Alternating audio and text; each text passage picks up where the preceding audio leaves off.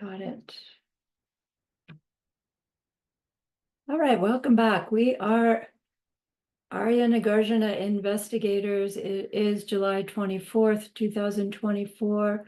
Let's gather our minds here as we usually do. Please bring your attention to your breath until you hear from me again.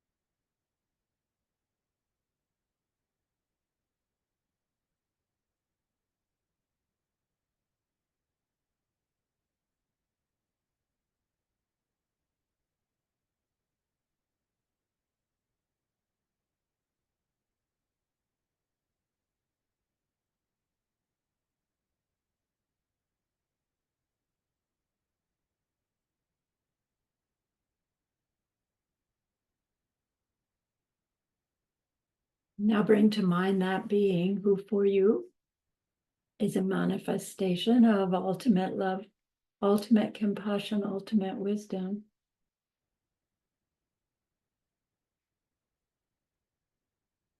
And see them there with you. They are gazing at you with their unconditional love for you, smiling at you with their holy great compassion.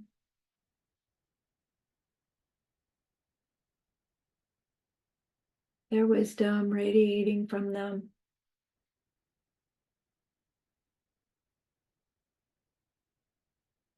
That beautiful golden glow encompassing you in its light.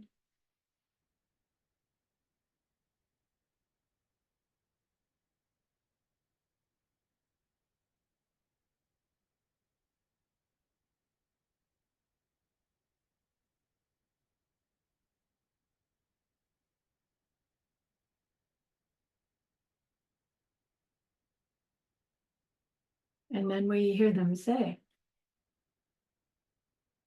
bring to mind someone you know who's hurting in some way.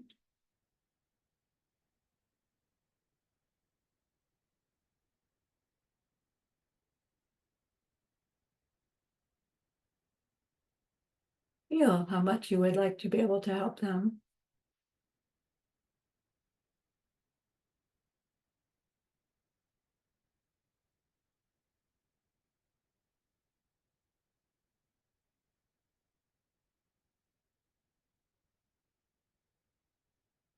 Recognize how the worldly ways we try fall short.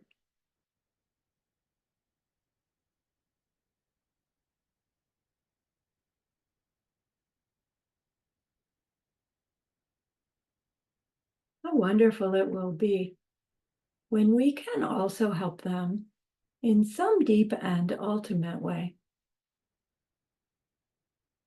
a way through which they will go on to stop their distress forever.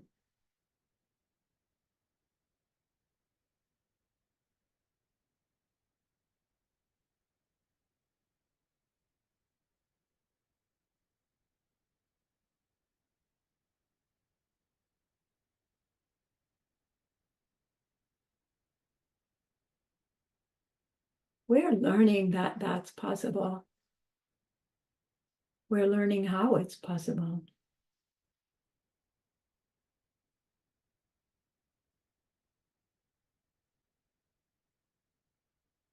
And so I invite you to grow that wish into a longing.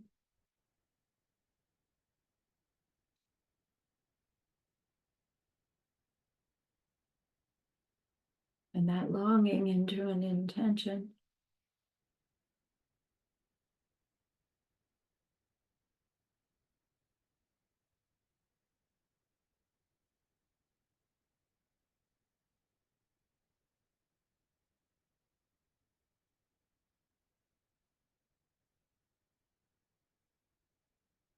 Then turn your mind back to that precious holy being. We know that they know what we need to know, what we need to learn yet, what we need to do yet, to become one who can help this other in this deep and ultimate way. And so we ask them, please, please teach us that.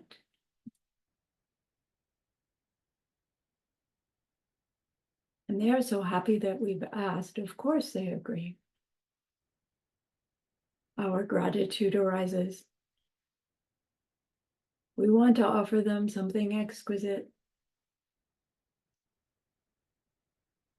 And so we think of the perfect world they are teaching us how to create. We imagine we can hold it in our hands, and we offer it to them,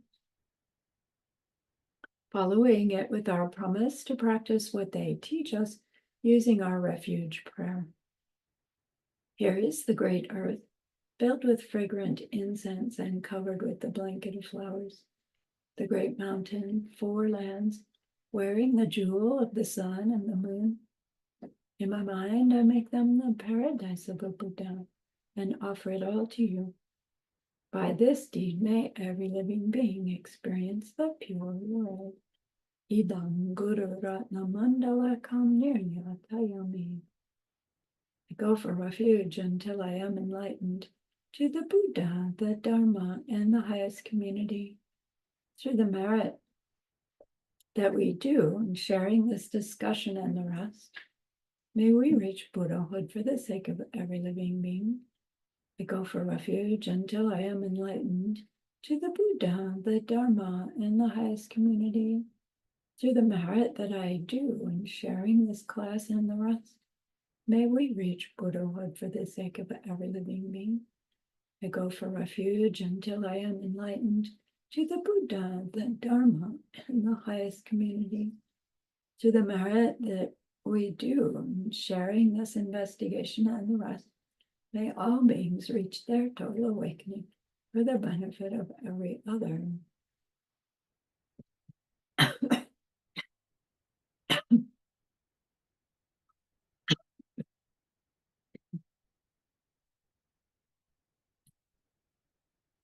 I thought I was going to get away without it this morning.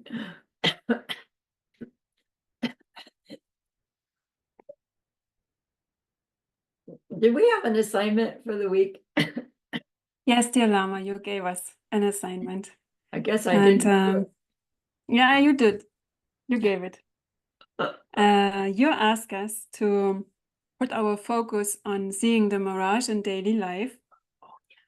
So when we are in the process of doing something that we are doing habitual, trying to catch if we can see ourselves in the space of water versus the mirage. So what's real, what's not. So this was the task for our week, and then also trying to figure, can we catch ourselves as mirage? Yeah. How'd that go? I thought that one was very advanced. Oh, oops. I didn't do that. We're on chapter 13. Come on. Yeah, I know. I'm glad we are starting over. I'm down in the Oh, funny. But maybe someone wants to share. Did you try with brushing teeth, making coffee, anything that you do habitual? Any insights on the mirage? Okay, teacher, I share. It's a very simple one. Actually, normally I don't catch it. But since after listening to the recording, yeah, I heard that we are supposed to do that. It's the assignment. So I become more mindful. I happen to be eating the watermelon that we bought during this 1 week. 1 week ago, we went for travel to Ipoh. So I bought this very big watermelon, then it was cut into pieces. So when I was eating it, then I realized, yeah, it's true that we will think that, yeah, we travel all the way there and then we bought it and then we cut it and then we got it. Somebody must have planted it. You know, we got all the way from Ipoh and then this is because we bought it and then we buy it and then we eat it. This is the mirage, the wrong way of thinking. But the real the actual water is maybe I've shared something, some food or something with others. That's why I get to taste this nice watermelon. Just a simple one. At least I'm mindful of this. Usually I'm not mindful, I just eat. Oh, sweet watermelon from Ipoh. Wow, good farmer. No artificial, preservative or anything. Right. But even that's progress, right? Because ordinarily we just eat the watermelon. We don't even think of the farmer, right? Yeah, it's So, true. That's We a just good eat. step. Yeah. Okay. Anybody else I would want like to? to, I would like to share something. I was sitting at the dentist and he was repairing a tooth. And they were injecting this stuff that makes your whole face kind of wobbly. Mhm. And I was sitting there and thinking like, wow, it's really working. I didn't feel anything that he was doing. I heard all the sounds, and usually I'm scared of the sound already, so I wasn't scared about it. And I knew it's just working because I was doing something before for someone. But the thing that I found really hard is to feel myself as being the mirage. Yeah. I was so there, not feeling the pain because of this injection, and it was like, so how am I not really how am I not really real? I know that the things that are working from their side are not real, but I still at the point that I feel myself quite existing. Yeah, So yeah, I don't get that. yeah. And yet again, when we're saying I'm not real, the mirage is very real. It's the water that's not real. And that's a really important point in that we're not saying we're hallucinations. No, if the water was a hallucination, well, even then I would get myself in trouble because the hallucination would be real. But do you see, when we use that word real and we apply it to ourselves, right? Something goes, no way, because here I am. And it is true. Here I am. And it will always be true. Here I am, whatever is meant by I in the moment, that awareness is there, which is this.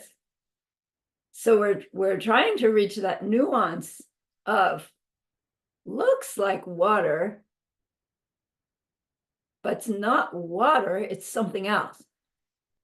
And if we can catch that, it looks like me here on my own, from my own side, right, blah, blah, blah, blah. It's not that, it's something else. Right, that would be going from I'm here the way I think into the middle way instead of middle, here off this cliff back to the middle way, which is what we kind of do. We make this figure of 8 kind of, right? It's like me, not me, nothing, not nothing, middle way. And we're trying to just stop that so we can cave right into the middle and stay there. And it's hard. I agree, it's hard. Yes, Roxana. Thank you, dear Lama.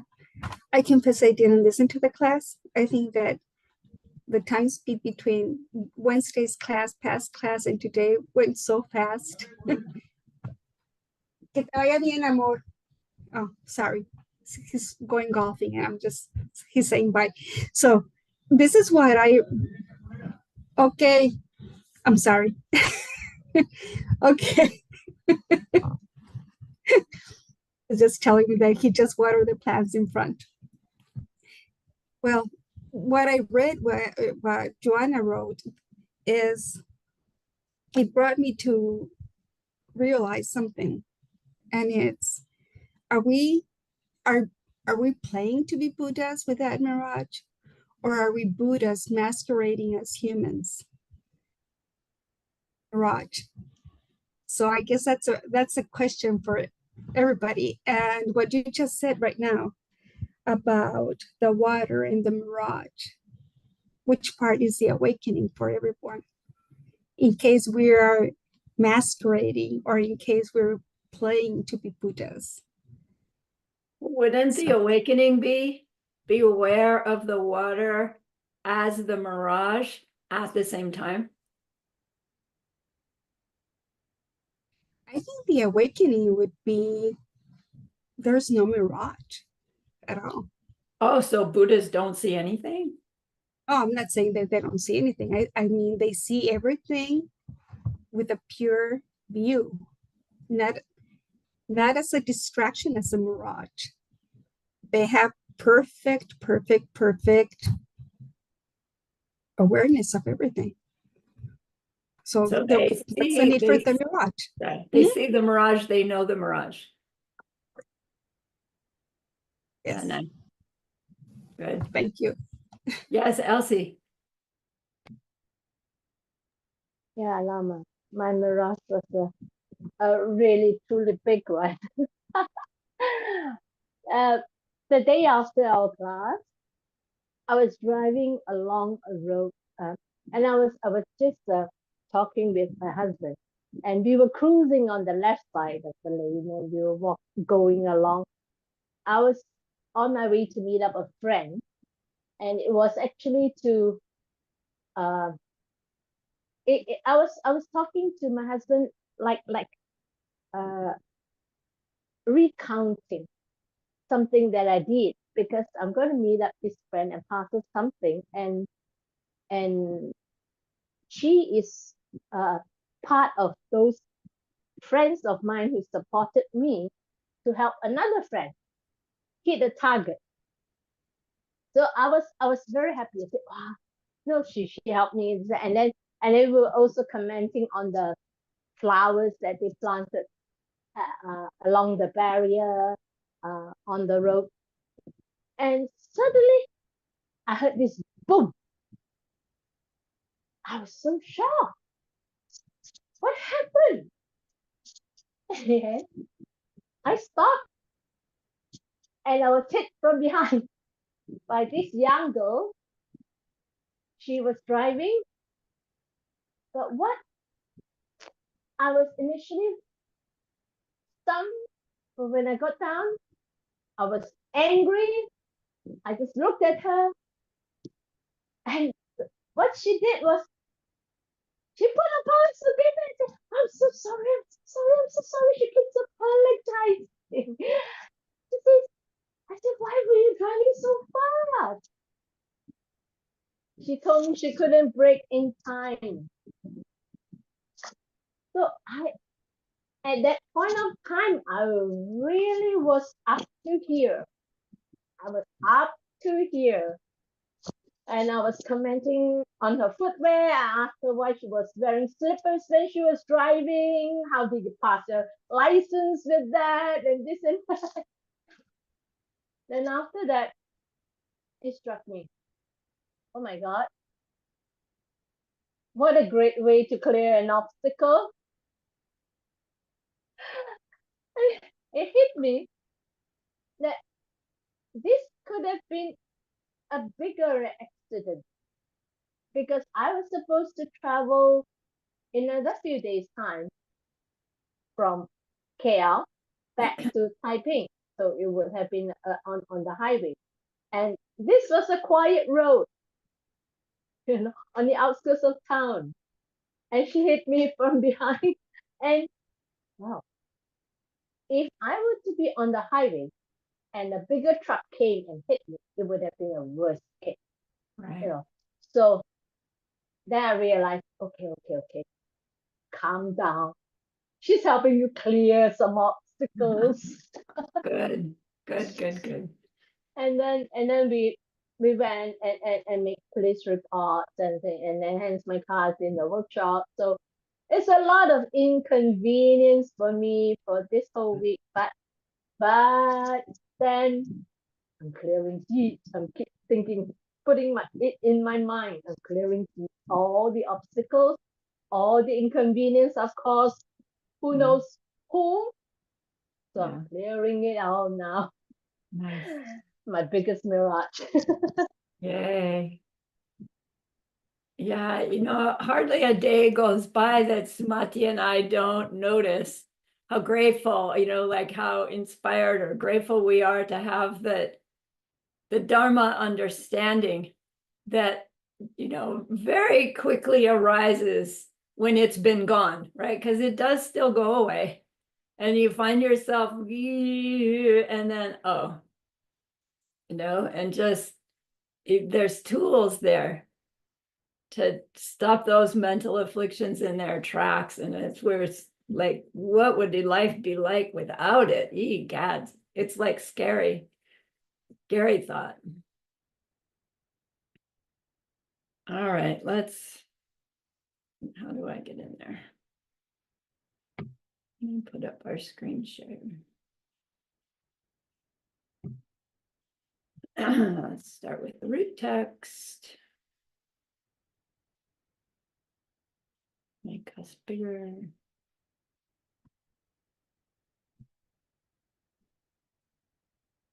Make us bigger.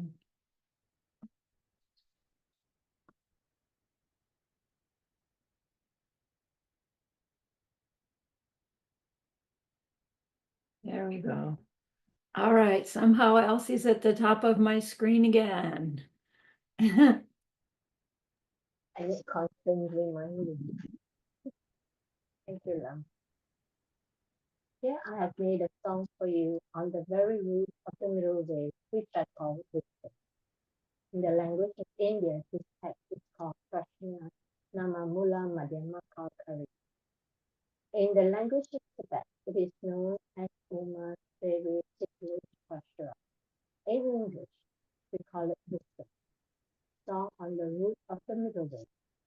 Bow down to Manjushri, the glorious temple walk in his size at the finish. Tenet 1.1, please. Can you see it way down there at the bottom? Thank you. I bow down to that highest of teachers, to the fully enlightened one, who teaches us to reach that peace where our fantasies about how things exist are put to a final rest. Ooh, we're getting there. Joanna, 1.2. Thank you. I bow to the one who taught us that things happen in dependence. Nothing ends and nothing begins, nothing stops, but nothing ever lasts forever. Nothing comes and nothing goes. No two things are different, nor are any two the same.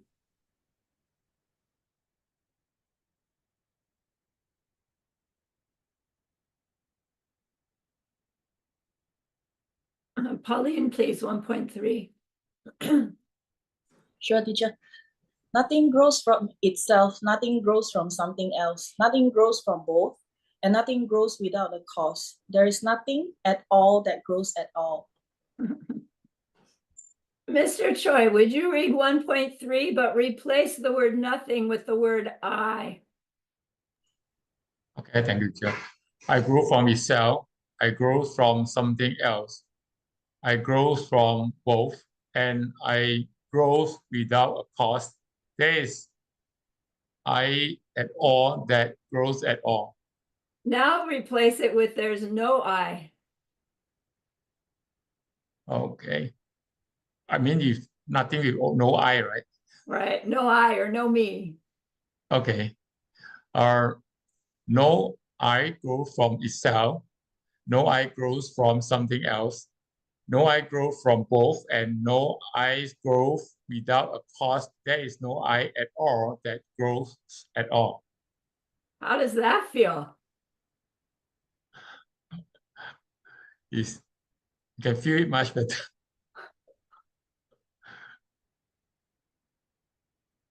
All right. Keep that in mind as we get to chapter 13.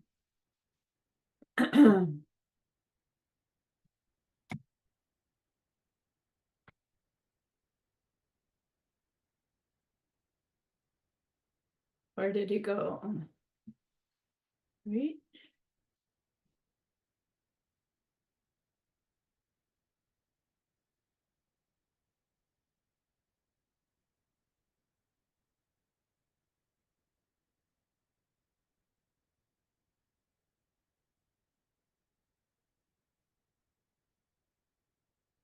All right, are we seeing 13.1? Okie doke then. What's chapter 13 about? Somebody remind me.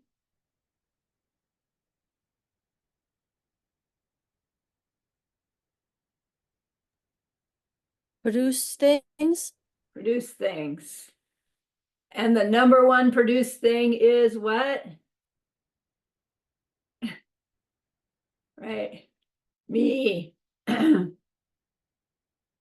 why are we looking at produced things? Because from chapter 12, it sounded like Arya Nagarjuna said, what did he say? We're suffering making Yes, machines. Right, that I do so exist because I suffer. And then he showed us that suffering has no nature. So you can't say you exist because you suffer. You would have to say you suffer because you exist. Ow. But we hear it as meaning no nature. What do you mean? I don't exist and I don't suffer. I do so exist because we're grasping, because I do stuff. So he doesn't say, no, you don't. He says, well, let's look at what it means to do stuff. Who or what is it that does something? Because we say, I do so exist because I do something, means that we believe that I have a nature of me in me, and things have natures of them in them, and that somehow the me in me touches them in them and manipulates them in some way to make something else happen.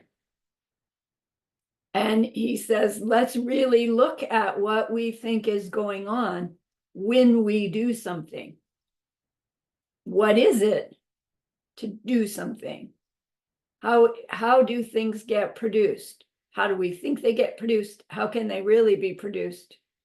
If we use the same reasoning that we've gotten good at, if there's a thing here and a thing here,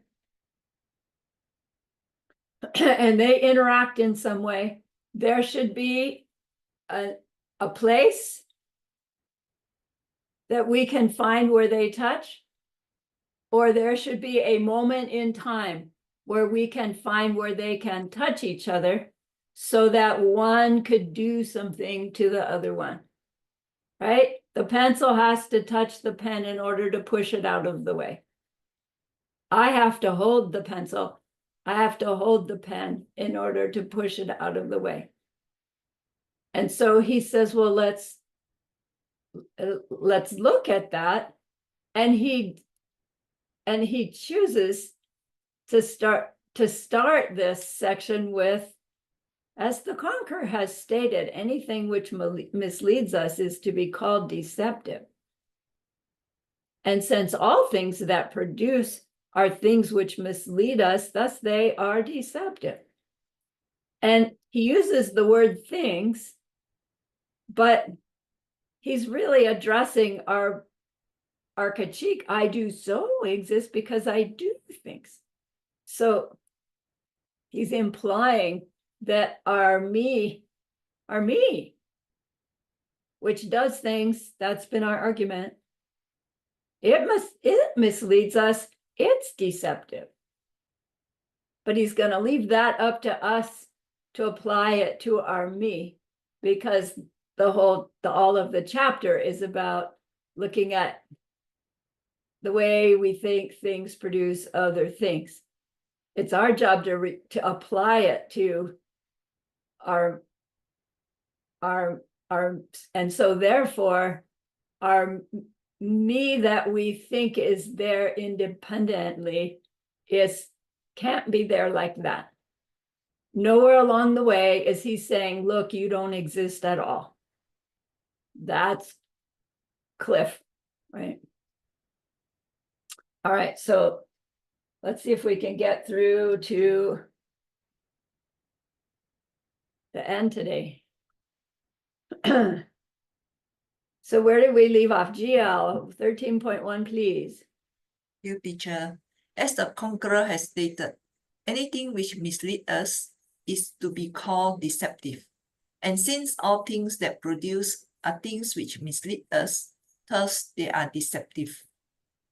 So does deceptive mean that things are not really there at all? No, they are there. It's the way how we think they exist. Exactly. Mirage, not water. Yeah. And Roxana, 13.2. Thank you, Dear Lama. If something is misleading us, what can mislead the deception? The conqueror has taught us this, what he taught us emptiness.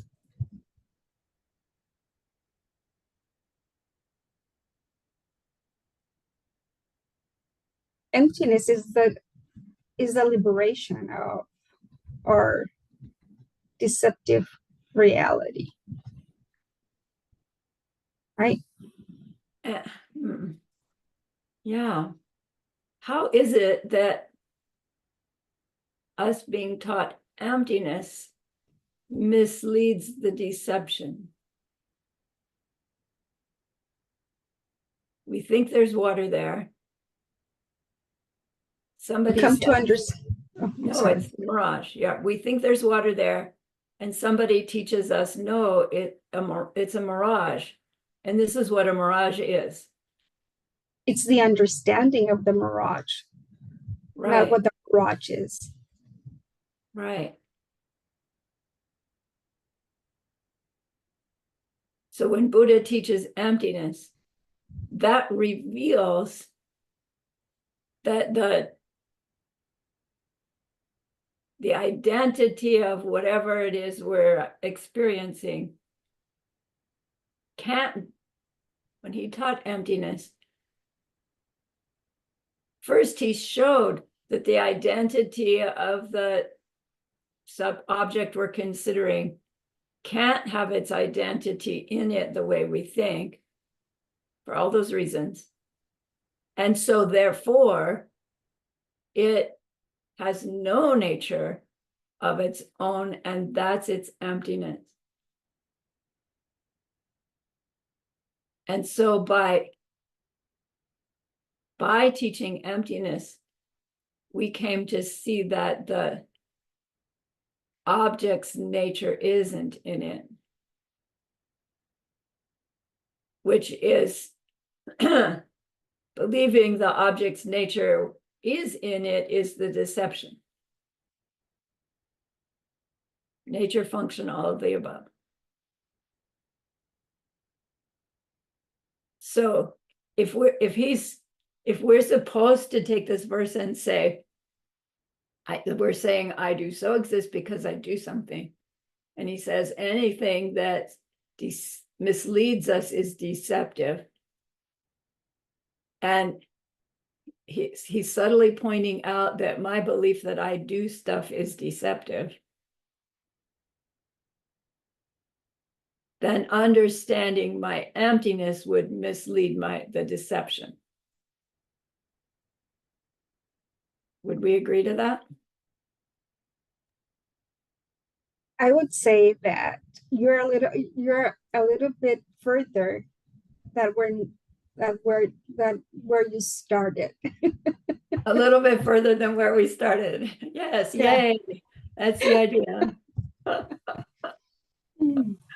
Good. Okay, let's go on.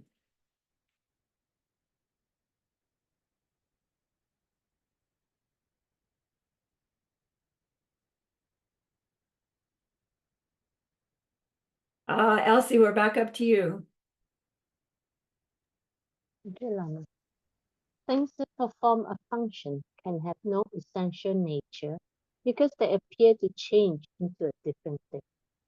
But neither can functioning things lack an essential nature, for these same things have their own emptiness.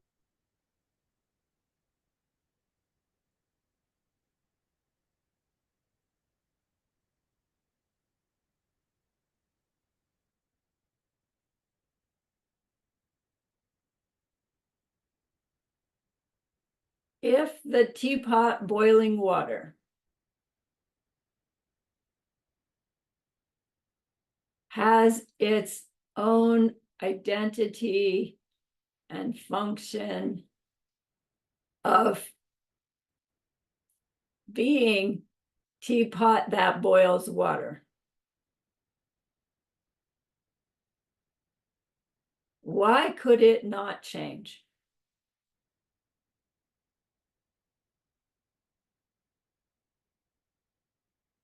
If a teapot that boils water, like that's what it's for. You know, in my mind, I have the image of my electric water thing, right?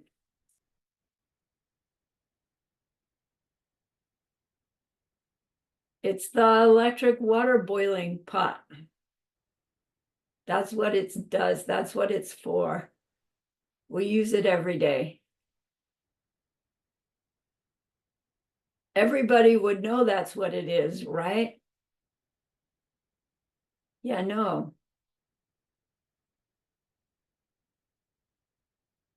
If it had its identity, teapot for water pot for boiling water in it from it,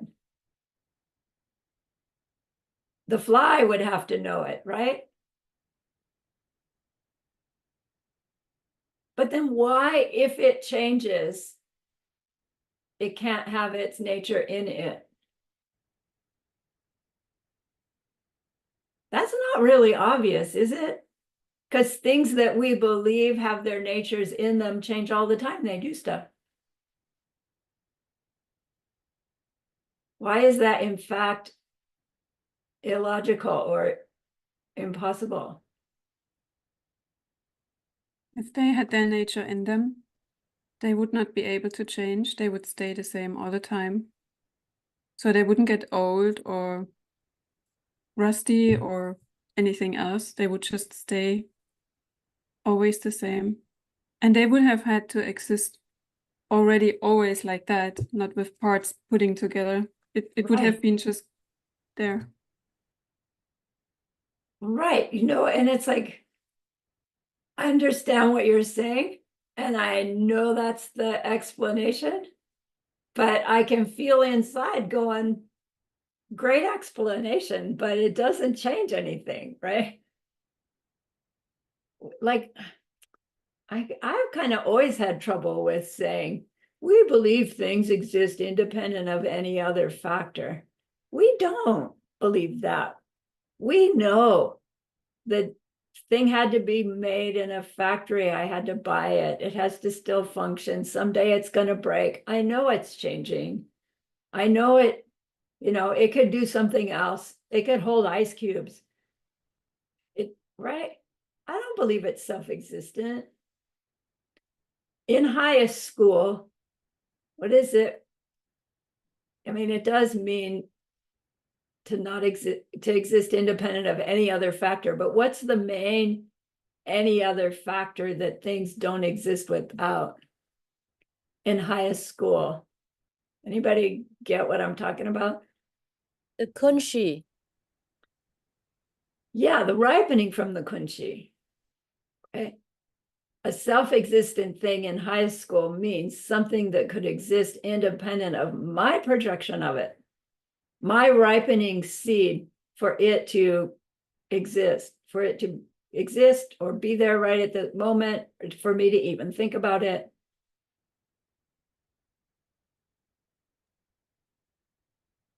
Someone asked about that in Mixed Nuts. They asked if mind only and highest school were separate, and Word said no, they're not separate.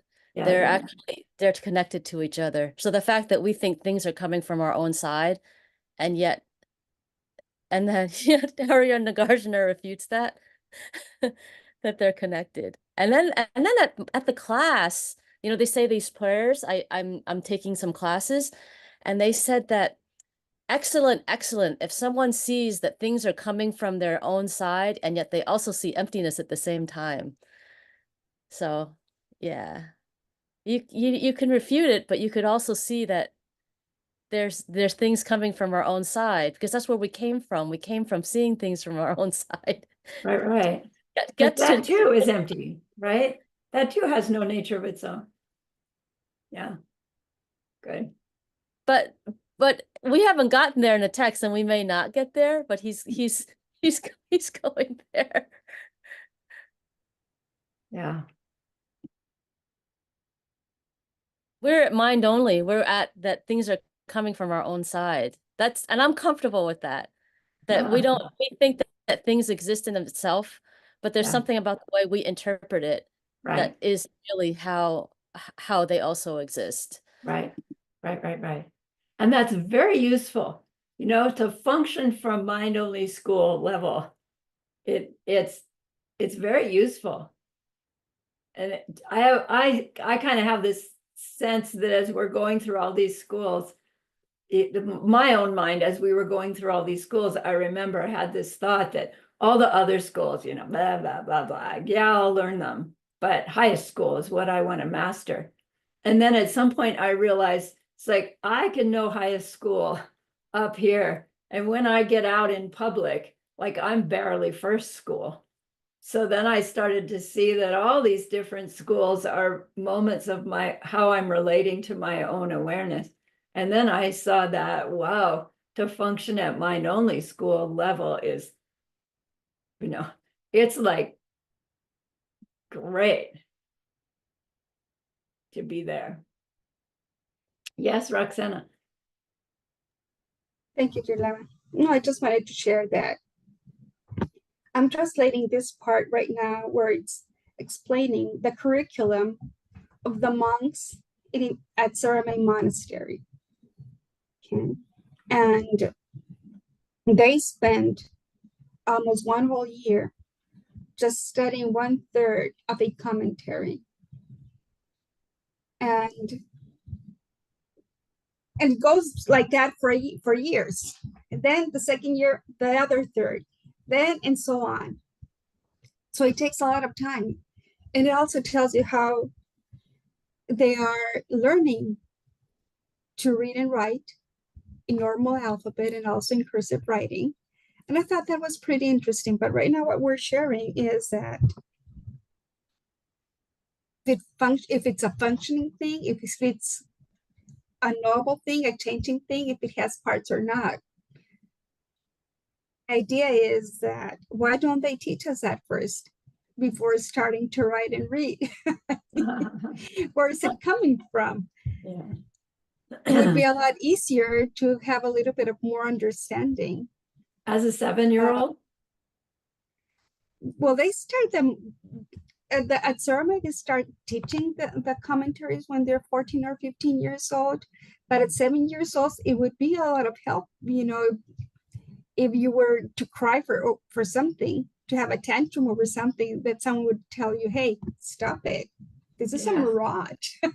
Yeah.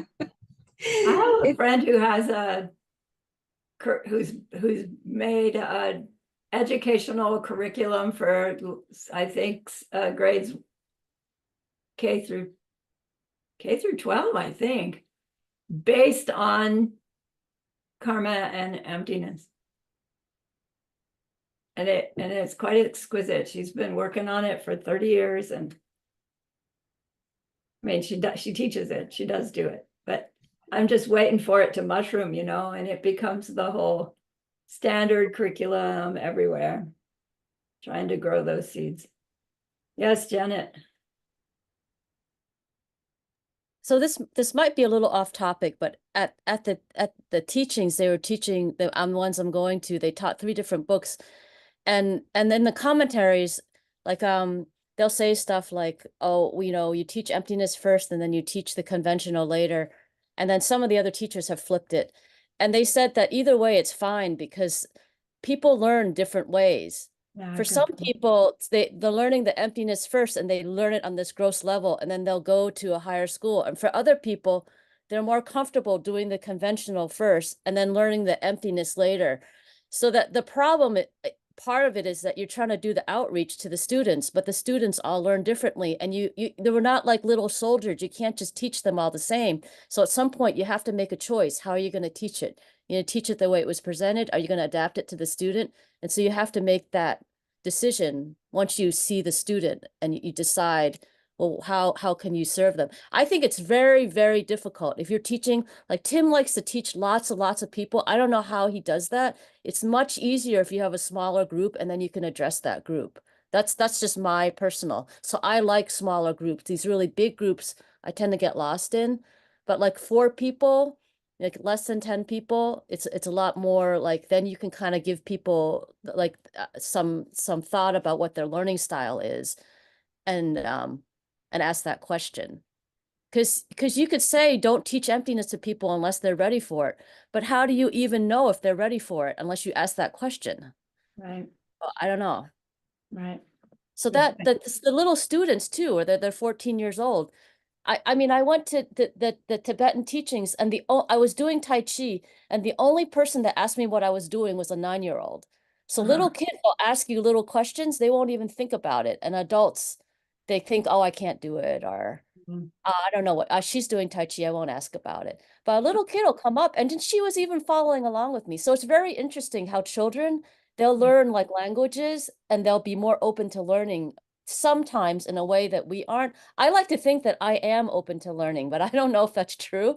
But I noticed that with little kids, they're totally open to learning and making mistakes and asking questions and looking like they're silly. Yeah, yeah. I have a friend, we were having a similar discussion, and she used the word curiosity, that she likes to approach things with curiosity, because then she asks questions and explores and wonders, and that allows her to get over that pride thing that says, I can't look stupid, as if I don't know something, which is what keeps us from asking questions. So curiosity is a nice sense. Yes, Roxanne. I'm just gonna say that we mirror everything as a mirage. Yeah. We're mirrors. So we mustn't forget that. And we're examples as well. And I see it with my 3-year-old grandson. For us, it's playful all the time. We play by learning. And it's really amusing, because if I go say, Edward, let's go brush our teeth, he would stop immediately what he's doing. Brush teeth. And then he goes, Burma, brush your teeth. And just my daughter and my son-in-law, they're amazed how Edward responds to whatever command in a very loving way I say to him. So, but we do it playing in a fun way. So we forget that as adults. For example, Right. what Jana was sharing, it's so important, the learning styles. Yeah. And we sometimes forget. And if you just approach that, you can do wonders in so many other ways. No, that's a good point. Let's go do our taxes.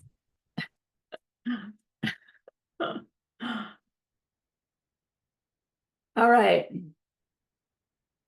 Things that perform a function can't have their natures in them, from them. Why do I say that? Because they change when they do that function.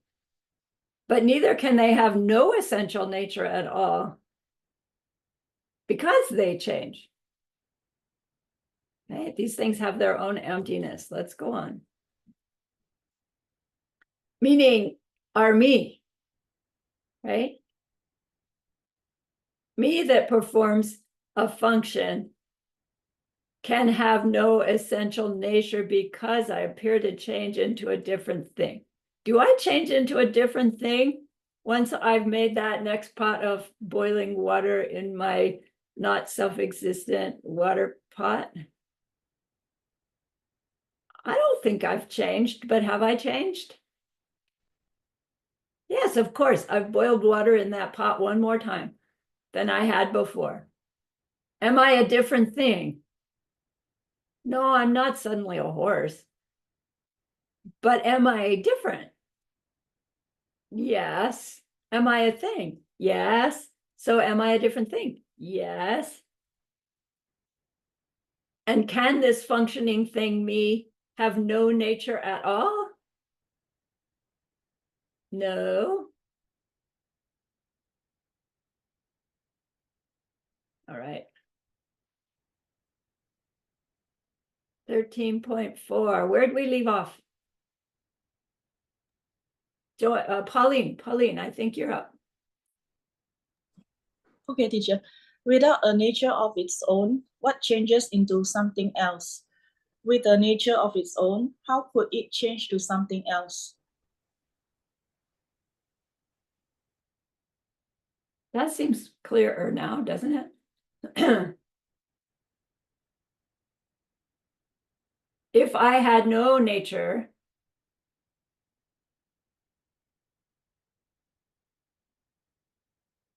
what is it that would do something? So let's say change into something else means does something. If I had no nature, what would be there to change, to do something? But if I have my own nature in me from me, as we said before, how could I do anything?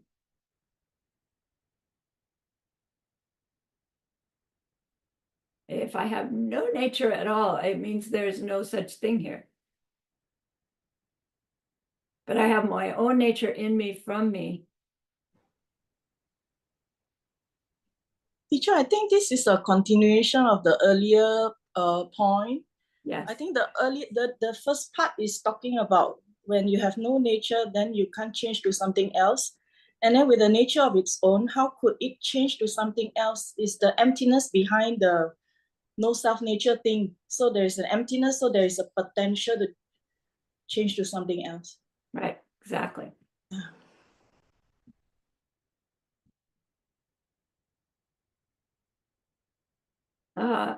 Troy, please.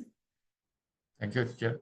A thing that really was a thing could never change into another, but neither could it be another thing, because the young cannot grow old, and the old can't grow older either. So the key word here is really. A thing that's really itself, meaning in it, from it, can't change into another thing.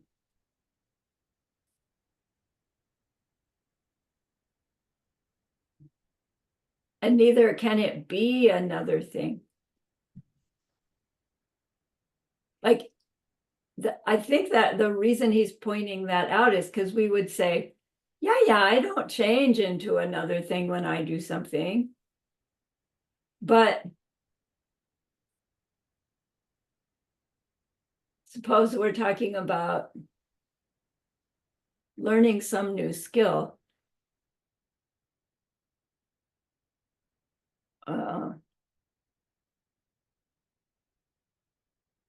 It's like,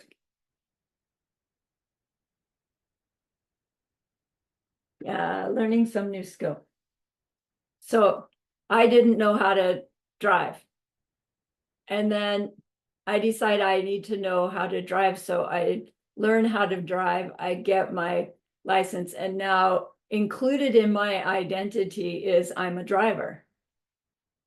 And so now I am a different thing than I was before. Before I was a person who couldn't drive, wasn't a driver. And now I'm a person who is a driver. And so we have this new expanded identity. And if we've said that, well, if I couldn't change, like if I was real and I could never change, but I can learn a new skill and now I can be this new one. We're kind of holding this inconsistency. Yes, I have my own nature in me and I am always Sarani. The same Sarani. And then I learn a whole new skill. And this same Sarani is now different. And he says, why do I say that? Because the young can't grow old and the old can't grow old either. We've discussed that before. The one that I think is in there that is young and then old That doesn't happen. There's the young me, there's the middle me, there's the old me, right? And there's just the me. It's not, right? Does that mean we don't grow old? No. Does it mean we don't have to? Ooh, maybe.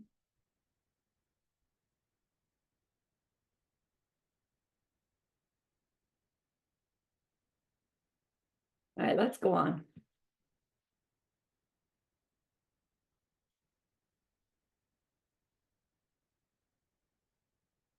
GL, please. Thank you, teacher. Say a thing that was itself could change into another thing. Then milk could become yogurt. If milk were other than itself, it could already be yogurt.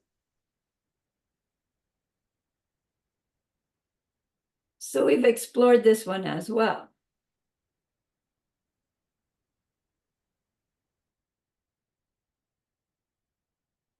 If milk is really milk, and yogurt is really yogurt, and milk becomes yogurt by adding bacteria and time, is there a point in time where there's some milk and some yogurt? No. All the milk has to be gone before there's yogurt there. Can you find the moment in time? Can you find the place where the milk touches the yogurt? No. Milk can't become yogurt. But I have a quart of yogurt waiting to be my offering for closing my boundary. How can that be?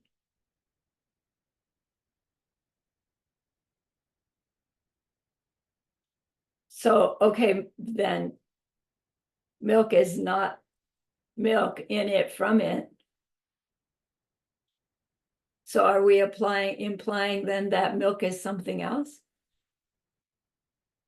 Because if milk is not milk, wait, if milk were other than itself, like there's milk and there's everything that's not milk. And if milk is not milk, like there's two categories of things, milk and everything that's not milk. And if this stuff is not milk, then it goes into the category of everything that's not milk.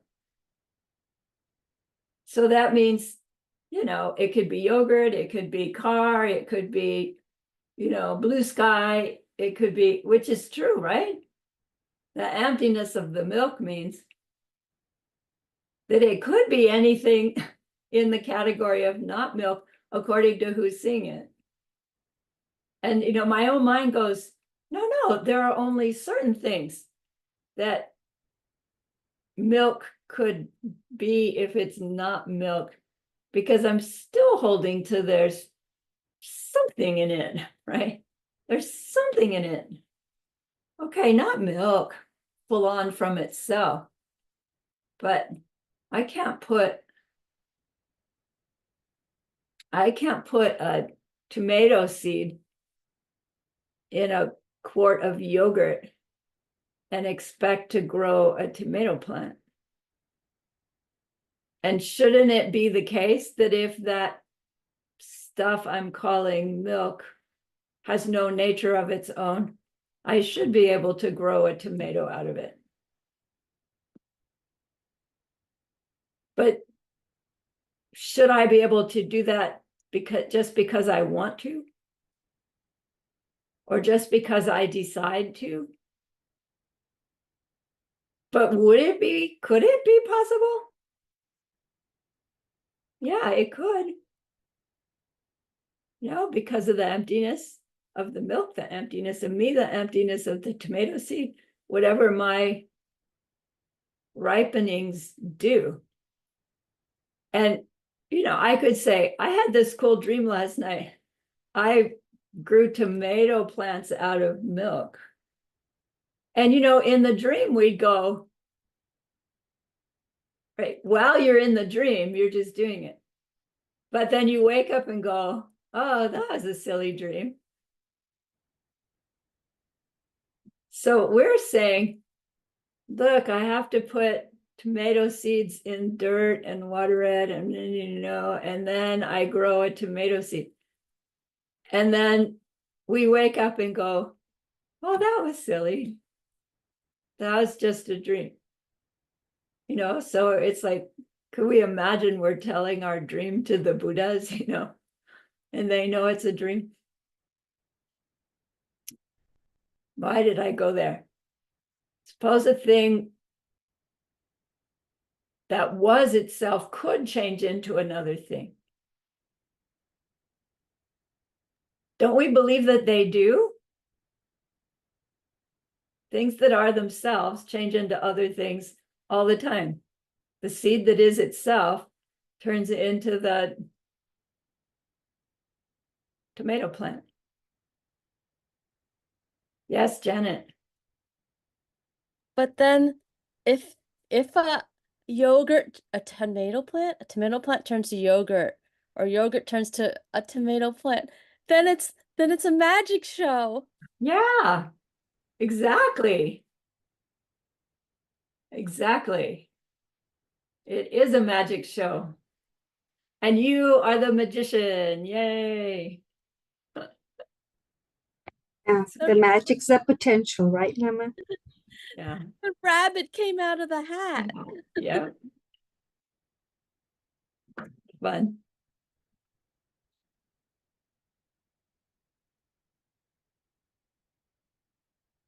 Oh, let's take our break and then we'll dig into this one.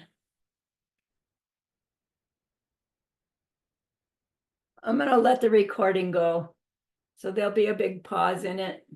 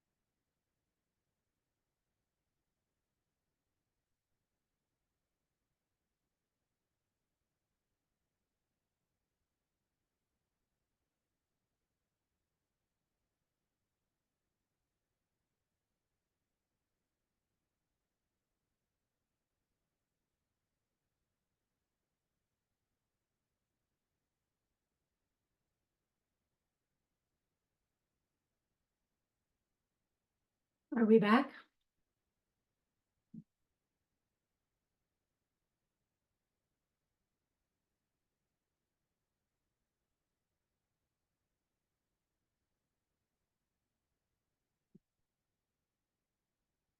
There we go.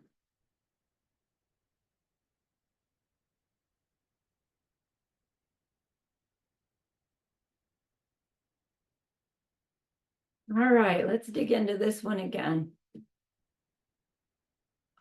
Roxana, would you read for us, please? Thank you, dear Lemma. If there was a fraction of a thing that wasn't empty, we'd have a little emptiness. If there was not a fraction of a thing that wasn't empty, how could there be emptiness?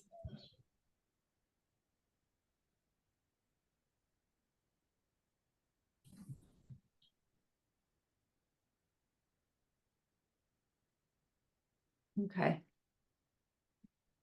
was trying to help us with this. So here's a tree with a little bird in it.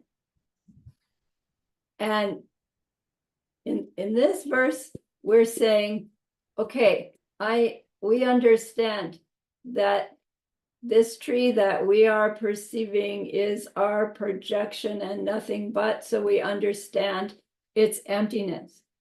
But what if we held that to be true of all of the tree except this part? And for some absurd reason, we think that this part of the tree isn't empty. Then that would mean that this part, all of this, would be just a little bit of emptiness. So suppose it's this much of the tree that we don't think is empty. Then the only emptiness is this part. That's why they say a little emptiness. It might have been a little easier if they said, if there was a fraction of a thing that wasn't empty, we'd have a little emptiness missing, because that's more the case. If part of something's not empty, then some emptiness is missing, right? Doesn't it seem silly to say that? If we know the emptiness of something, don't we believe in the emptiness of all of it? Theoretically. But when we go to check, okay, I understand that the tomato seed is empty of being able to bring about a tomato plant, because some tomato seeds actually sprout and some don't. No, I put 35 seeds that I had gathered of an Arizona yellow trumpet bush in a pot, and I watered them, and only one grew, and its little tree is about this big now, but only one grew. So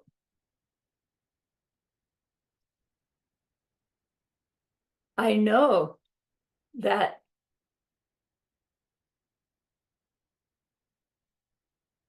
I know that sometimes seeds grow and sometimes they don't.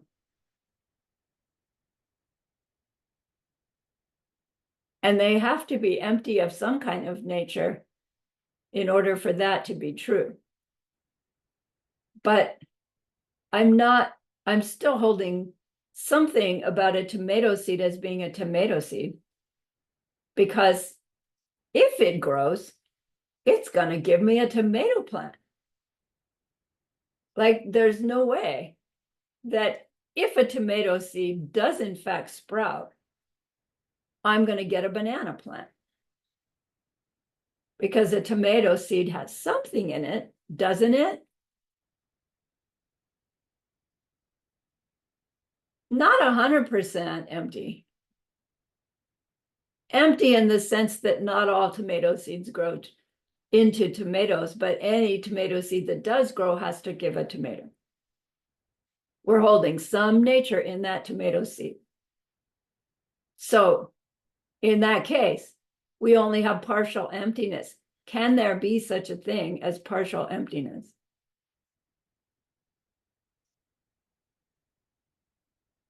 No, and that's what he says next. If there's not a fraction of a thing that's not empty, if there's not a thing that's not empty, I have to say it again. If there's not a thing that's not empty, there would be no emptiness. If there's not a thing that's not empty, there'd be no emptiness.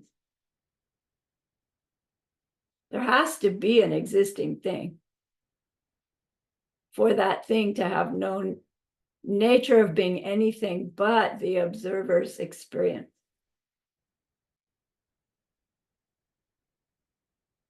There's not a fraction of a thing that's not empty. That's so awkward. English is so awkward on purpose.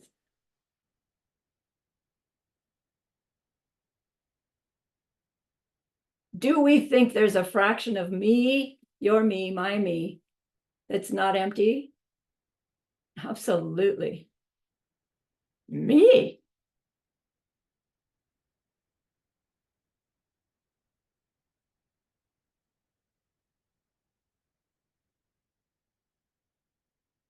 Wait, I'm stalled. I've got myself stalled. Help me out. If there's not a fraction of a thing that isn't empty, there wouldn't be any emptiness. Would there be anything at all? No. Yes, Janet. Well, there would be, but it would have to be an unchanging thing, and we haven't found one yet. Exactly. Exactly. And if we're talking about objects here, how could we even establish it as existing if there's not some consciousness that's aware of it? Right? We wouldn't even be able to talk about it if there was a self-existent, unchanging thing that exists independent of anybody's perception of it. Who would know? We can't establish it, can we? Excuse me, I got a creature walking on me. Why'd we go here? If there's a fraction of a thing that wasn't empty, we'd have partial emptiness. If there's not a fraction of a thing that wasn't empty, if there's no existing things, how could there be emptiness? There couldn't be. Not a fraction of a thing that wasn't empty.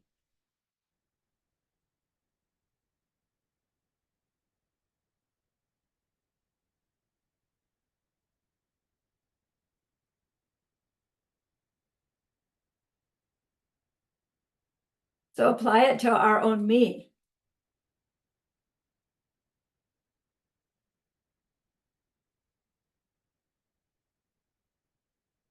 Is there a fraction of me that's not empty? There can't be, but do I think there is? Yes.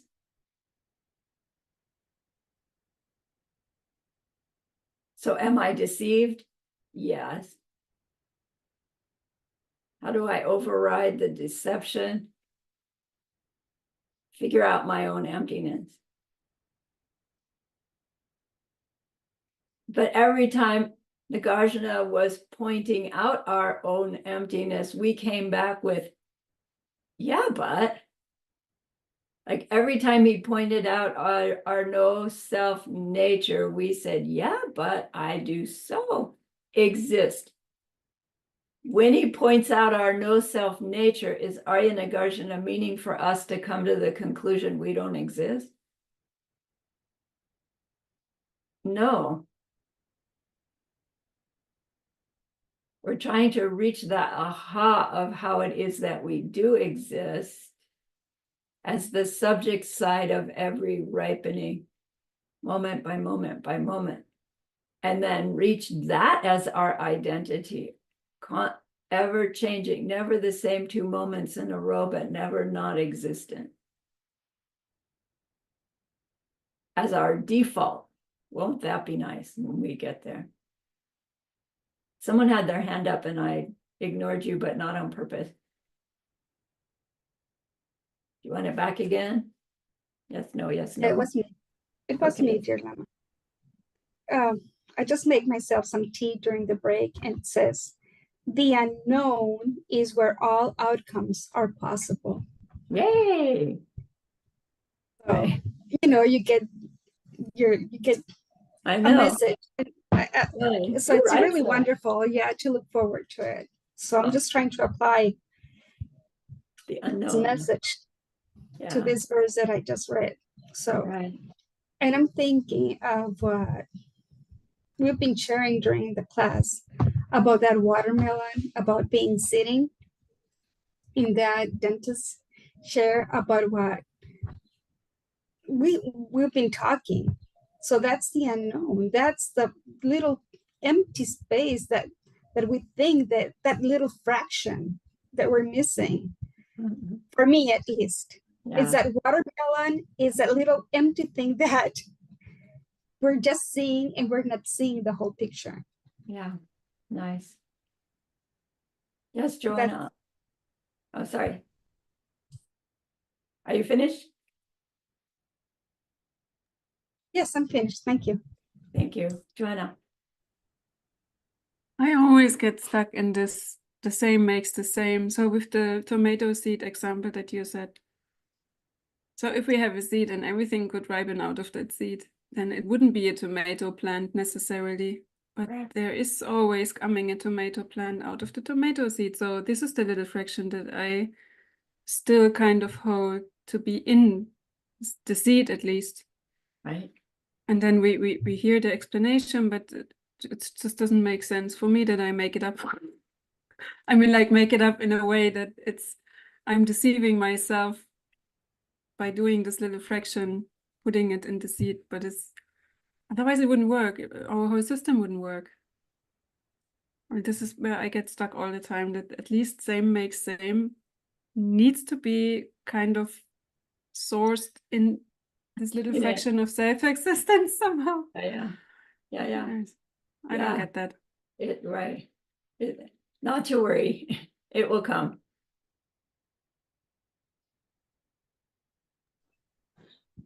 Teacher, I cannot understand the verses. It's like doesn't make sense. I thought emptiness is an absence. We're not talking about something physical, right? So you need an existing thing, then we have the emptiness behind it. So what does it mean when they say if there was a fraction of a thing that wasn't empty, we'd have a little emptiness? It's looking at things as if it is not an absence. They're saying that if something has a little bit of its own self nature, then there wouldn't be emptiness there. If it were true that something has a little bit of its own self nature, then in that place of the self nature, there'd be no emptiness. Oh. We'd have a thing that was only partially empty. Well, there is no such thing, because And there there's is no no such thing as having a self nature, Right. but it's just pointing out. Oh, Yeah. okay. Thank Because you. we think, right? We think, yes, we understand that there is a no self nature to the tomato seed, and there is a self nature that it's always, if it ripens, it's gonna make a tomato plant. Right? We're holding it to be empty, but with just a little bit of still having some nature in its own. See. Right? So he's pointing out that we get there partially, but then still something. Okay, thanks. Yeah. Then that makes sense. Yeah. But then the second one, it's like those double negative things throw me. I think that was some empty.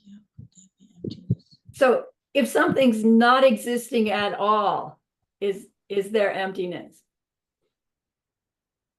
No, No, no, because you need an existing thing to see the emptiness behind the existing thing. So Right. no.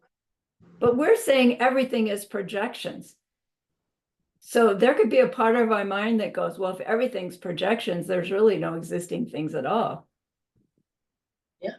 And if there's Correct. no existing things at all, then there's no emptiness, and that means there's no projections.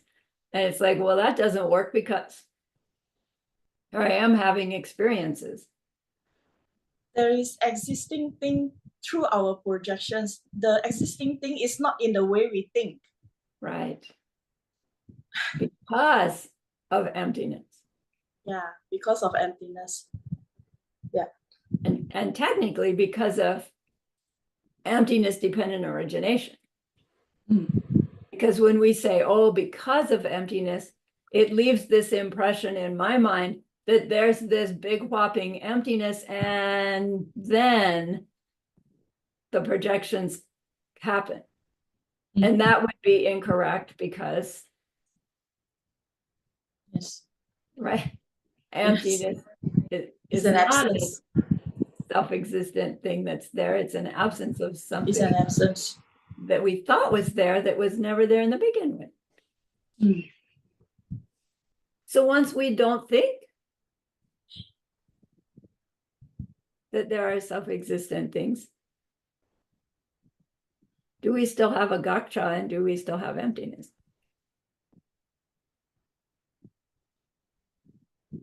Yeah, we do. Yeah, we do. Because it's We need the gaksha to be there. Then we can see the emptiness behind the gaksha. right. But Then we can do Buddhas need gakshas? do Buddhist need gaksha. It's easier with the gaksha. Because we want to see the emptiness, which is the absence of the gaksha. Right. So it's easier that way. We have to see what we think is there in order to remove it, to find the absence. Yeah. Yes. For human, it's easier that way. Yeah, good. Difficult to do with absence. Right. Thanks, teacher. Roxana. If you were to show us your whiteboard without explaining that there's a tree and there's a bird, the projection of each one of us, right, would have targeted a specific part depending on our own karma. Right. Some of us would have seen just black lines. Somebody would have seen a dot. Somebody Right. would have seen whatever. So Right. that's what this verse is completely referring precisely, that it's Right. not that there's not a little piece, it's just what our awareness of that projection is telling us and what we are making of it. All right. Is there the emptiness of the image on the board now? Yeah, it is. No, because there's no image on the board. I see a square. Where? You didn't write it, but I'm seeing a square. Well, then you should also be seeing a tomato. I'm seeing a squared figure. Okay. Oh, because you An see the object. reflection. Seeing the object. Okay.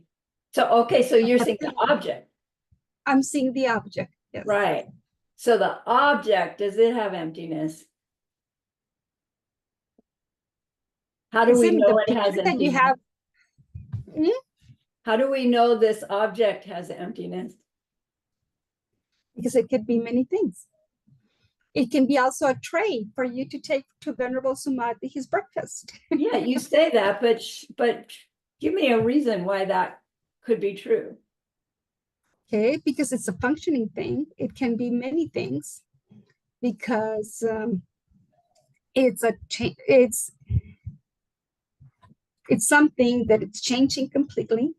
Okay, No, it's the that same. Here, it's the same. See, it's the same. okay. It's a solid thing. I'm holding it. because it doesn't have any nature of its own. It It's not does too, telling look. It's a solid there. thing. It's there. It's there. Definitely it's there. I'm seeing it. I'm seeing a projection. I'm seeing something that's telling me it's white, it's square, it's probably not very heavy. I'm making all of these assumptions. Oh, so you're saying that this whiteboard that I'm holding is different for you than it is for me? Yes, it is Oh, definitely very different. oh, That's the emptiness. well, that's easy.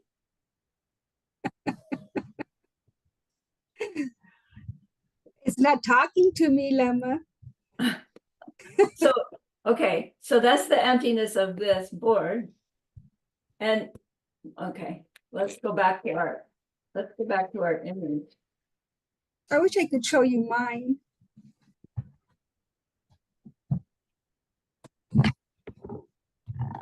Now, is there the emptiness of an image on the board?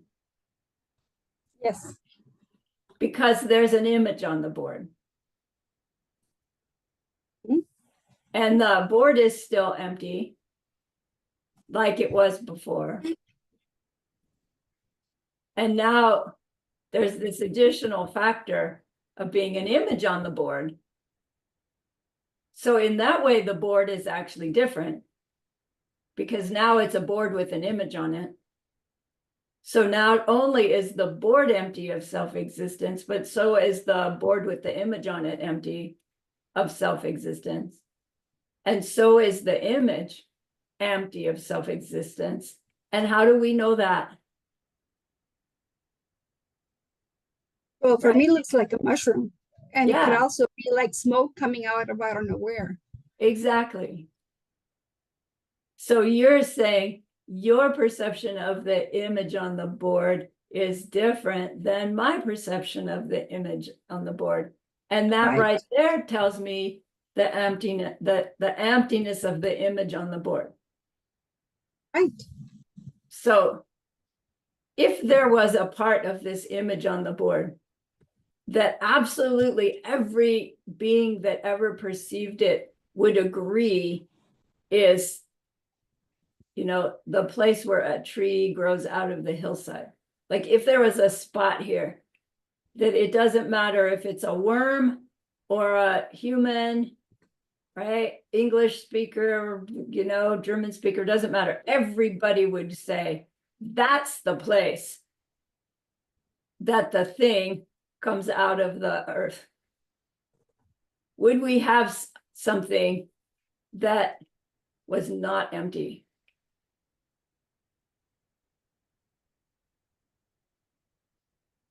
If it was saying, this is the place. Like there's no such thing. There can't be such thing, can there? Because for me, it would be the place the tree comes out of the mountain. For you, it would be the place the mushroom comes out of the mountain. For somebody else, the place where the smoke comes out. Right? You Do you can't see my- ever find something about Do you see the something whiteboard? that's the same for everybody. But now watch.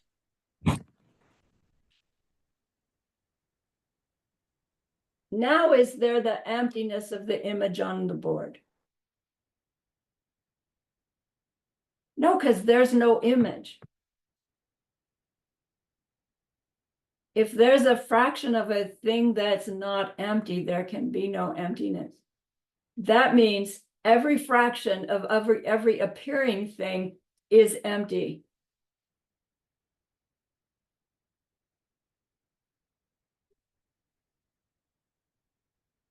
Why are we talking about that? Because we're talking about there is so a me, because I do things.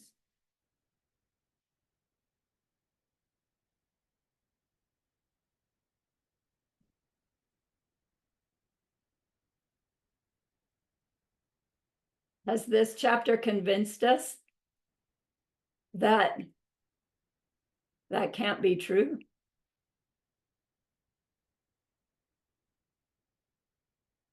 Okay, wait. I don't want to go to 13.8. Let's do the meditation that I promised you.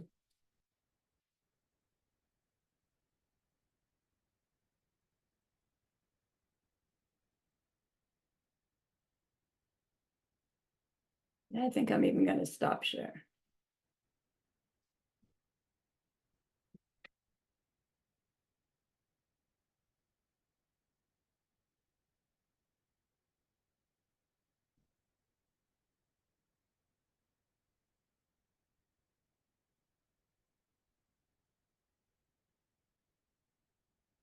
All right, settle yourself in, please. Bring your attention to your breath. With each exhale, let your body relax, but with each inhale, tune your attention to be interested and eager, I hope.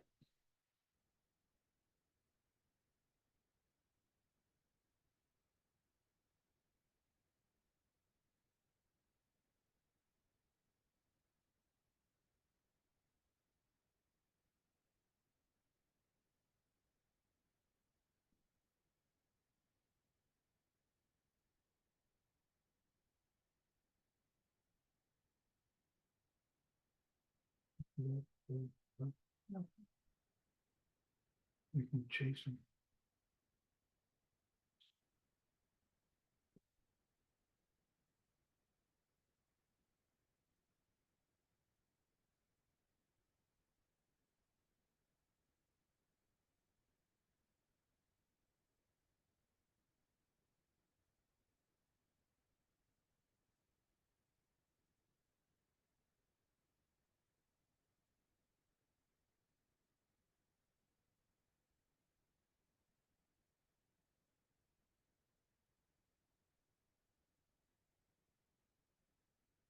Now I invite you to imagine you are doing something that's very familiar to you. I'm going to use the example of making a cup of tea for a good friend, and her 10-month-old grandchild is in a high chair watching us. So feel free to use the same one or use your own and adjust my instructions accordingly.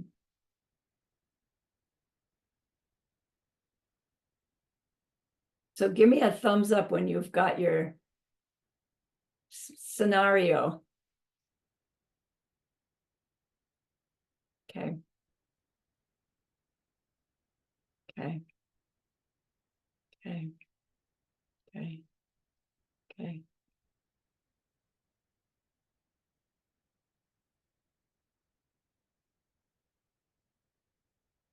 Now, in this little movie,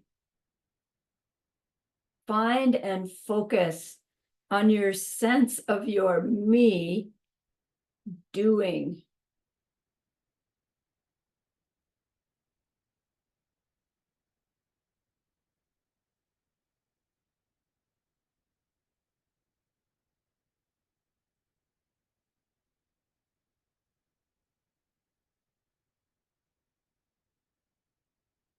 Give me a thumbs up when you think you've got it.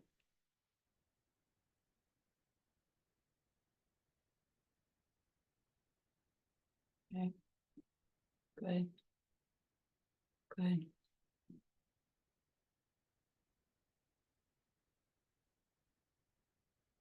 Now go in a little deeper. Find the sense of our me in me, my own nature, doing that.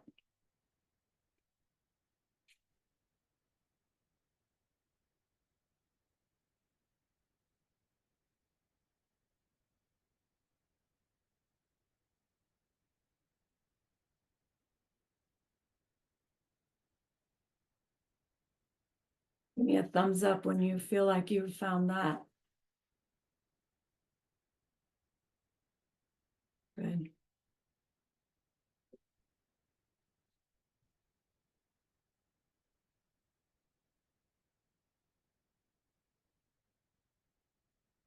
Me in me.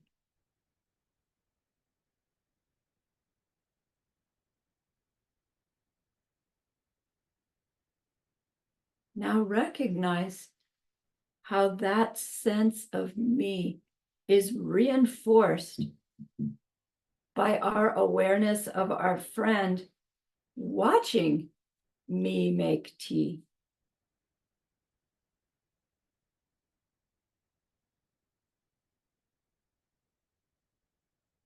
Find that belief, that feeling.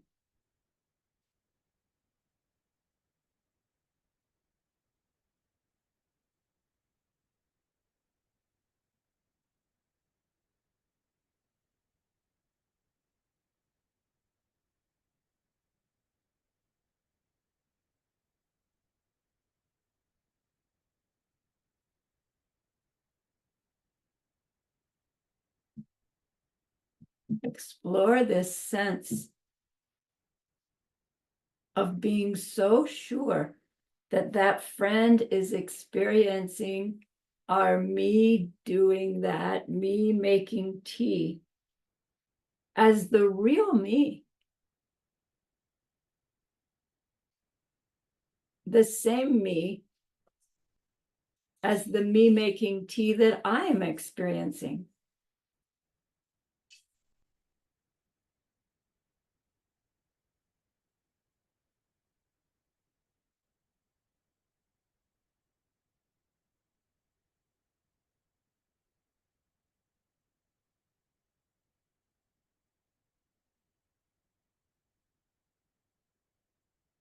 But then see how absurd that idea is.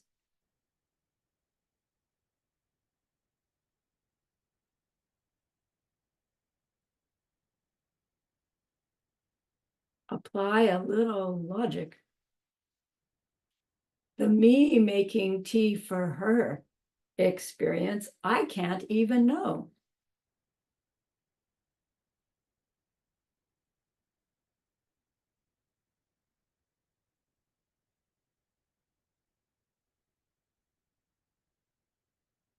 I'm so sure she's seeing me in the same way I'm seeing me. And that's impossible, isn't it?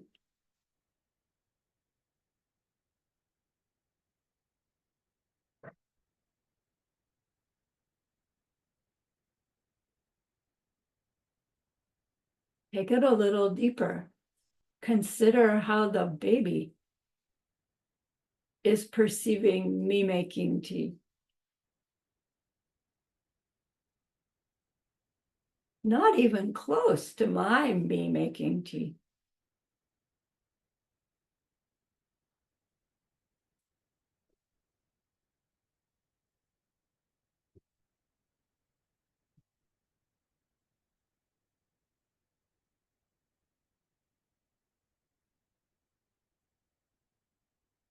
Now ask your friend, do you see a real me making tea? What's she gonna say?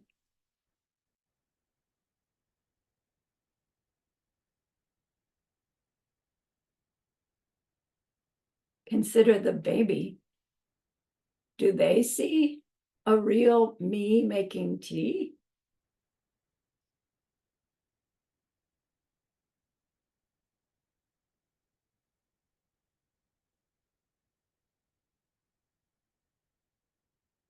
Now ask yourself, how can my me making tea be the real one for me and the real one for them?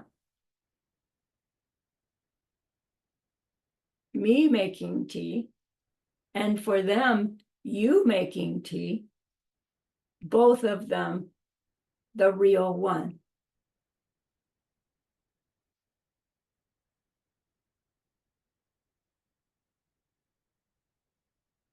Catch your kachik saying, well, my me making tea is the real one.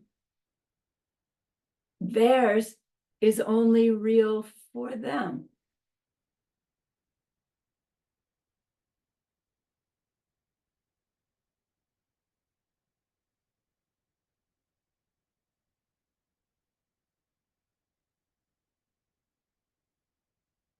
Think it through again. My making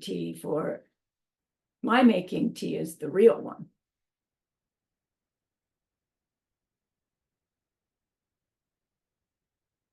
Their me making tea is the real one for them, but not the real one. It's so absurd. It makes me want to laugh.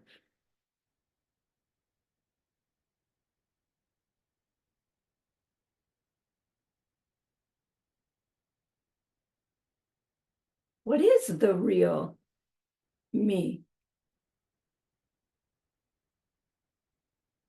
The one that is there for the one who is experiencing me.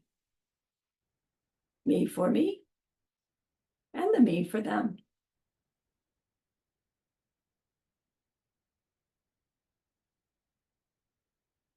And that availability is the true nature. The empty of self nature of my me and of the me's they experience.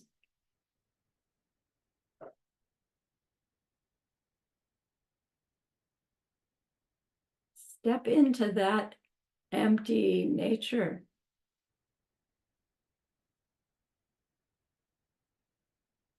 You don't disappear.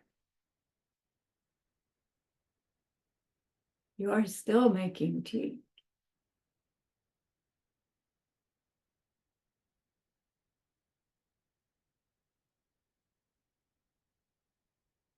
Aware of your availability. Aware of your subject side for you and being the object side for them.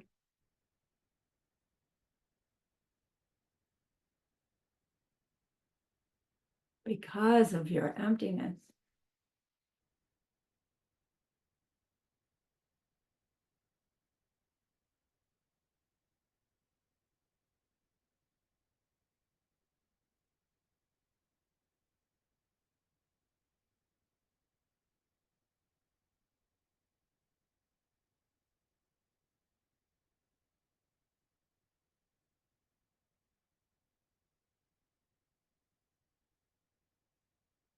Try to identify with this constantly shifting awareness.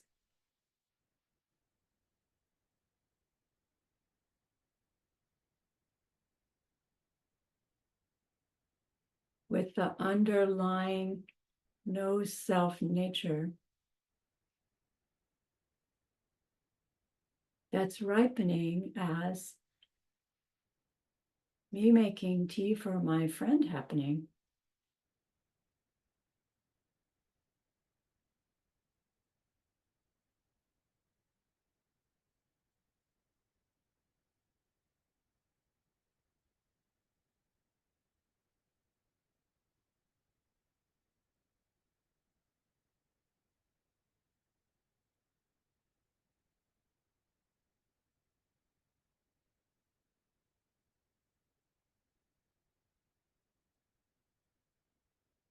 Emptiness, the victors said, transcends every view. And they have said that those who view all they see with emptiness have nothing more to reach.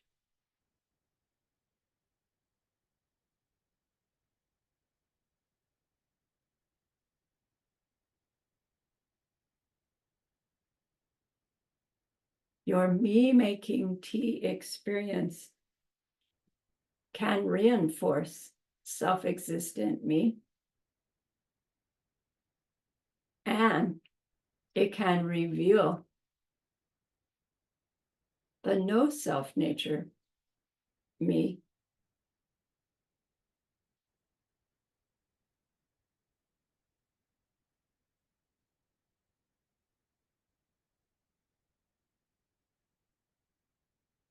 And so when we say, I do so have my own nature because I do things. Our wisdom would say, because I do things, I don't have my own nature.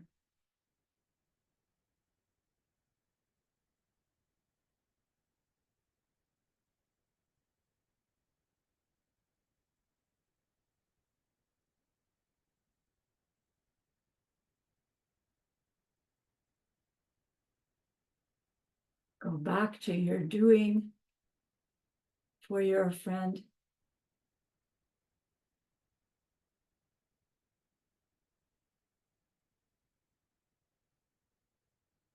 Feel the sense of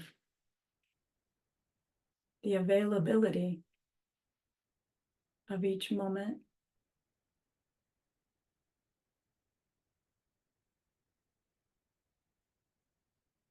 Every instant a ripening. Every instant an offering.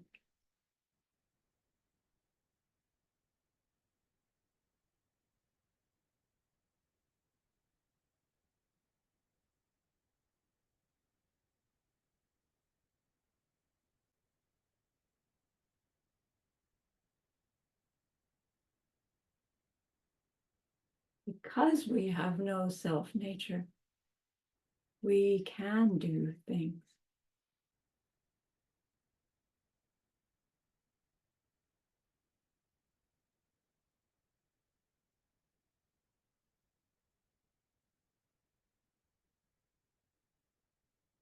Now release that picture. Recall that person we wanted to be able to help at the beginning of class.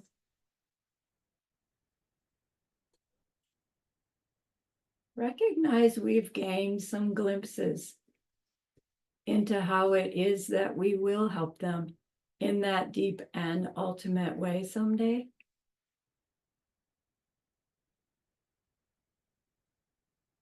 So please be happy with yourself.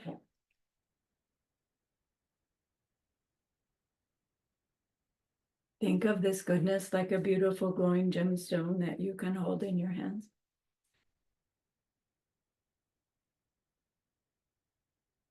Recall your own precious holy God. See how happy they are with you. Feel your gratitude, your reliance upon them. Ask them to please stay close, to continue to guide you and inspire you. And then offer them this gemstone of goodness. See them accept it and bless it. And they carry it with them right back into your heart. See them there, feel them there. Their love, their compassion, their wisdom. It feels so good, we want to keep it forever. And so we know to share it by the power of the goodness that we've just done. May all beings complete the collection of merit and wisdom, and thus gain the true ultimate bodies that merit and wisdom make. So use those 3 long exhales to share this goodness with that one person. To share it with everyone you love.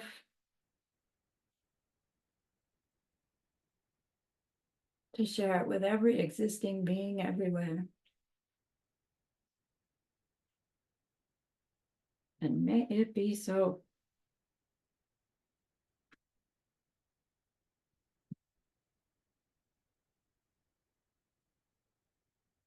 All right. Good job. We've finished chapter 13. Yay. 13 out of 27. That's doing pretty well. How long have we been at this? 2 years? Year and a half? 2 years. It's our 79th class today. So we 70. start over with 80. Yeah, we'll do a review when we come back, which I'm going to push myself and say, let's start September 4th. That'll give me a few days after retreat. And my plan could change, but my plan is to ask you guys to teach me. What was this first chapter? What was this second chapter? So maybe a clue to what you can do in August. Maybe somebody wants to specialize. I'll take chapter 1. I'll take chapter 2. Up to you, right? Up We at to least got the name of the book. you. Right. You know, the other thing you could do would be just memorize Elsie's reading, right? That first thing, and then that would just totally wow me. I've been meaning to do that and haven't yet. Maybe I'll do that in retreat. That'd be as good. Okay. I posted on WhatsApp, but someone in Mixed Nuts asked about the different tenant schools, and it's the Mahamudra teaching on the Knowledge Center. So I just put it up there, so we can digest that. Right. The 6 flavors of emptiness. It's a great practice module. It will come. Hey, that's Claire. We just finished class, Claire. But I'll see you tonight. All right, we have 6 minutes. We can stay and chat. Or you're welcome to go early. So let's stay and chat. What have you gotten out of Arya Nagarjuna so far? Anything? Anybody? I Yeah. have a lot of misunderstandings about things. Like, I thought there was like the first and second, third turning, and you did it in sequence. I didn't realize there were 3 different ways of looking at the same thing. Yeah. And then I always thought that, you know, that the emptiness teachings were separate. This was specific. And now when I go through Shantideva, the emptiness teachings are everywhere. Yes. Good. Nice. Yay. Rejoicing in that. What else? I specifically enjoyed 2.5 years of constant repeating. Nothing is like it seems. Nothing is like it seems. Nothing is like it seems. And it's really, it's getting so deeply stuck. So even though I can't work through all the details and the things that I try to explore, but at least I catch myself. And I think sometimes sun is shining and it's my protection. It's good seeds ripening. So we started off with only the bad seeds. I only catched myself and yeah, there's crap stuff happening, so must be my fault. But now it's more like this, everything.